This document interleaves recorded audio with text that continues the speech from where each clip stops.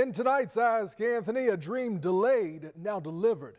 Back in August, Patrick Malloy and his wife set out to open a neighborhood bar in Arlington, but city red tape got in the way. He wasn't the only business owner frustrated, and he reached out to me for help. After our story aired, the city took notice. Now there's some good news tonight. That bar is finally opening its doors this Friday. Yeah, because I know you were concerned at first that this might be something that would never happen. Right. Yeah, we were thinking this could go on months, even a year. Since February, Patrick Malloy and his wife have put a lot of time and money into renovating the space on University Boulevard North and turning it into the Lazy Manatee, a laid-back neighborhood spot for craft beer, wine, and good food. We got the green light about 3 weeks ago, and we've been working diligently to get us open. But when I first met Malloy in August, his dream of opening a neighborhood bar was on hold, stuck in months of red tape. The holdup?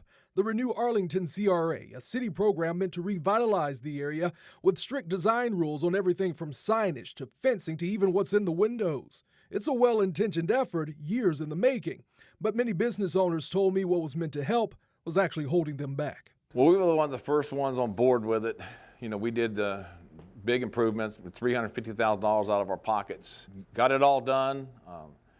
And now we've been cited recently for the glass. Now they said we're not supposed to have the kind of glass that we have. At first, the garage bays facing Arlington Road were going to be okay. Now I get cited here that it has to be changed. To fix that, I would have to tear the building down and rebuild. After our story aired, these business owners had another meeting with city leaders, and Malloy says they listened. A couple days later, there was an email sent out to property owners that said, sign this promissory letter and we'll let your businesses open. According to the city, property owners in the Renew Arlington overlay who aren't yet in full compliance can now sign a letter promising to meet the standards.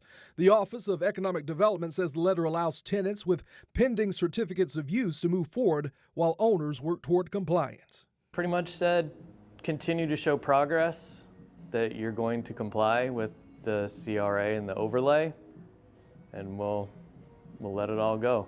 And just like that, doors that were locked for months finally started opening for the Lazy Manatee. The beer ordered, staff hired, and neighbors already buzzing with excitement.